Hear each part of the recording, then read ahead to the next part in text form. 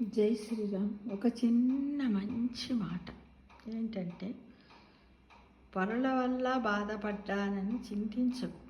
నీ వల్ల ఇతరులకు బాధ కలగకుంటే అదే నీ వ్యక్తిత్వ వికాసానికి మార్గం అవుతుంది అని భావించు. శ్రీరామా, అంతా నీవే కలవు. జై శ్రీరామ్, జై జై శ్రీరామ్ అంటూ మనము జీవితాన్ని కొనసాగించాలి. చూడండి, ఇక్కడ బుద్ధుడు ఉన్నాడు. ఈ బుద్ధుడు ఎంత సత్యాన్వేషకుడో మీ అందరికీ తెలుసు కదా.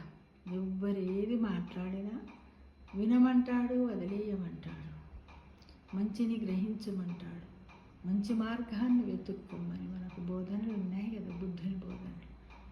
బుద్ధుని చూడండి, ఈ విధంగా మనం మెడిటేషన్ చేస్తూ ఇలా బుద్ధుని చూస్తూ మనము డైలీ మెడిటేషన్ 5 నిమిషాలు చేసినట్టయితే మనకు చక్కటి ఆరోగ్యం, మన బ్రెయిన్కు కూడా గుడ్ బ్రెయిన్ డైట్ అనేది కూడా లభిస్తుంది. మనలో ఉన్నటువంటి హార్మోన్స్ అన్నీ కూడా విడుదలవుతాయి. ఫ్రెండ్స్, తప్పకుండా చేస్తారు కదా.